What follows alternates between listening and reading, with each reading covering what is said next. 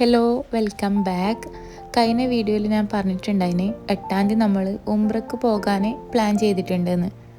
ഉംറയ്ക്ക് പോകുന്നതിൻ്റെ കുറച്ച് ക്ലിപ്സും പിന്നെ അവിടെ എത്തിയിട്ടുള്ള കുറച്ച് വിശേഷങ്ങളും മാത്രമാണ് ഞാൻ ഈ വീഡിയോസിൽ ആഡ് ചെയ്യുന്നത്. കോബാറിന്ന് സഅദിയ ഗ്രൂപ്പിൻ്റെ കൂടെ 4 ദിവസത്തെ പാക്കേജിലാണ് നമ്മൾ പോയിട്ടുണ്ടായത്.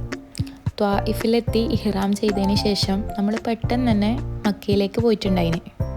മക്കയിലെത്തി ഉംറയ്ക്ക് പോകുമ്പം ഞാനങ്ങനെ വീഡിയോസൊന്നും എടുക്കാൻ നിന്നിട്ടില്ല.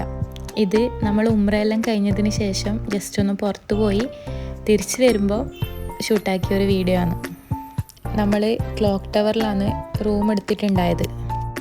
ഈ ഒരു ഭാഗത്ത് നിന്നാൽ കഅബ വ്യൂ വളരെ ഭംഗിയായിട്ട് തന്നെ കാണാൻ പറ്റും.